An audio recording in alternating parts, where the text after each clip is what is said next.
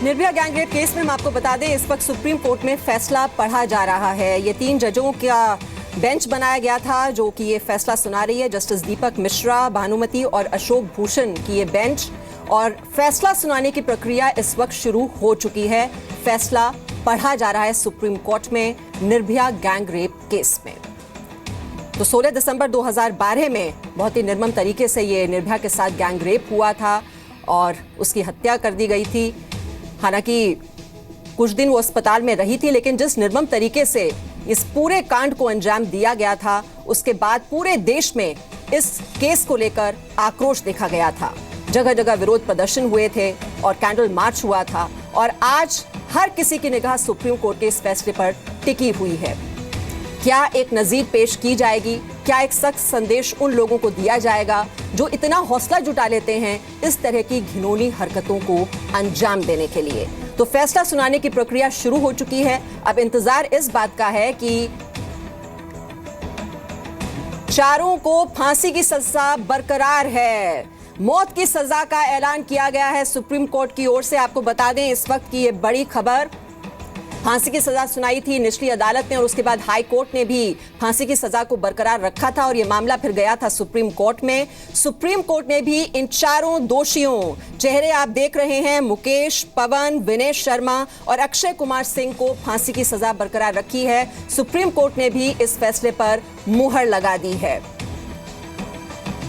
महेश गुप्ता हमारे सहयोगी इस वक्त इस खबर पर हमारे साथ जुड़ चुके हैं। महेश, इस वक्त की बड़ी खबर, न्याय का रास्ता बहुत लंबा, 4.5 साल के बाद, 1600 दिन के बाद निर्भया गैंगरेप केस में फांसी की सजा मुहर लगा दी है सुप्रीम कोर्ट ने।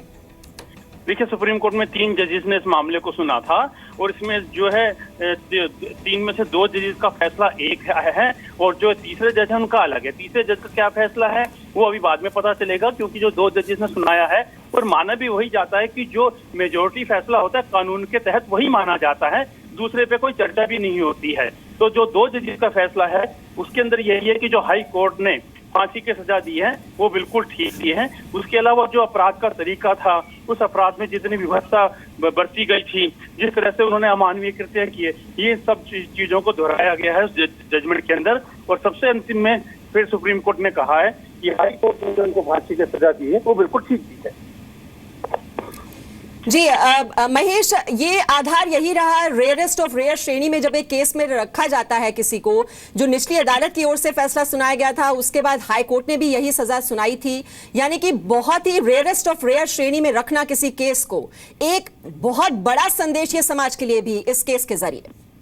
देखिए, क्योंकि इसके अंदर एक तो जो है जिसकी हत्या हुई है वो एक लड़की है, दूसरी बात ये हत्या का पहले उसका जो है रेप किया गया है। बलात्कार की घटनाएं बहुत होती रहती हैं और लेकिन इस मामले में कोर्ट ने बाकायदा अपने जजमेंट में लिखा कि जिस तरह से बलात्कार उसके साथ किया गया, बलात्कार के बाद उसके जो प्राइवेट पार्ट्स है उसके अंदर रॉड डाली गई, जो उसके आंत हैं पूरे आंतों को जो है प्राइवेट पार्ट में हाथ डालकर आंतों को बाहर निकाल दिया गया, तो ये सब जो चीजें लिखी गई हैं ये बेहद विभिन्नता में आती हैं। जी, और जो बचाव पक्ष के वकील थे उनकी ओर से दलील ये दी जा रही थी महेश कि इनके बैकग्राउंड को देखते हुए, बहुत ही गरीब परिवारों से ये ताल्लुक रखते हैं, इनकी उम्र को ध्यान में रखते हुए सजा में कुछ रियायत दी जानी चाहिए। लेकिन सुप्रीम कोर्ट ने, जो आप बता रहे हैं 2 जो जजेस हैं, उन्होंने इस दलील को पूरी तरह से दरकिनार कर दिया।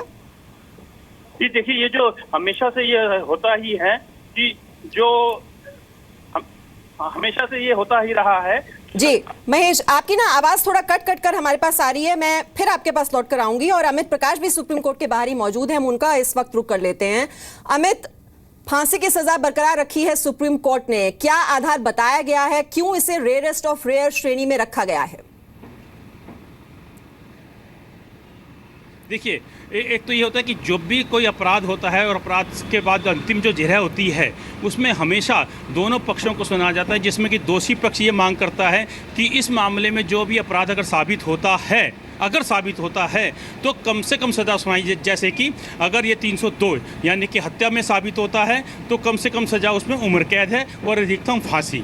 और ऐसे ही अगर 302 इसमें से हट जाता किसी वजह से और इनकी इसमें इंटेंशन नहीं थी, उन्होंने जस्ट उसको फेंक दिया, मारा नहीं, बस से कुचला नहीं, उनका गला नहीं दबाया, वो तो रेप करके भागना चाहते थे, तो ऐसी हालत में फिर वो 302 सेक्शन हट जाता और 304 पार्ट 1 लगता। लेकिन इसके अंदर एक तो ये है कि 302 तो जो दोषी पक्ष होता है उसकी मांग होती है कि कम से कम सजा सुनाई जाए।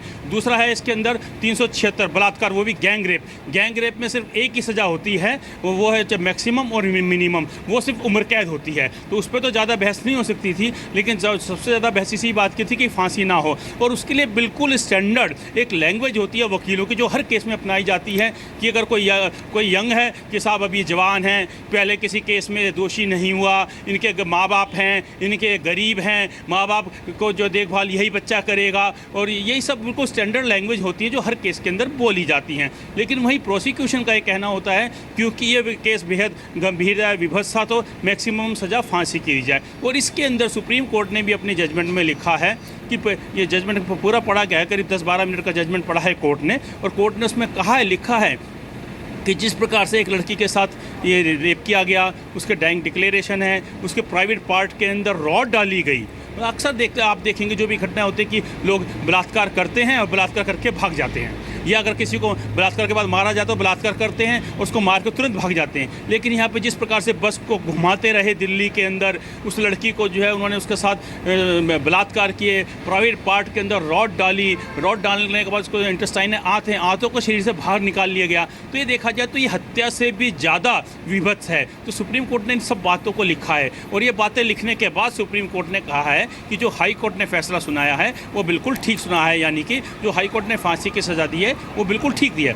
इसके अंदर 3 जजेस थे, 3 जजेस जो है उसमें फैसला आया है, तो 3 जजेस में 2 जजेस का फैसला जो है पहले पढ़ा गया है, और जो तीसरे जज हैं वो उनका नाम है जस्टिस भानुमति, उनका फैसला कुछ अलग है। वो क्योंकि हम लोग क्योंकि जब भी कभी मेजॉरिटी का जो फैसला होता है, जैसे 3 में से 2 जजों का जो फैसला होता है वही पढ़ा जाता है, वही माना जाता है कानूनन। तीसरे पक्ष के तो जो टिप्पणियाँ जो दर्ज की जाती हैं, तो उसके अंदर ये देखना होगा कि जो तीसरे जज थे जस्टिस भानुमति, उन्होंने अपना फैसला डिफर दिया, जो कि अब वो अदालत में पढ़ रही होंगी, तो किस इशू पर उनका डिफर है कि क्या उन्होंने हमें इंतजार करना होगा, क्या आधार उनका रहा कि उन्होंने इसे रेयरेस्ट ऑफ रेयर श्रेणी में नहीं रखा?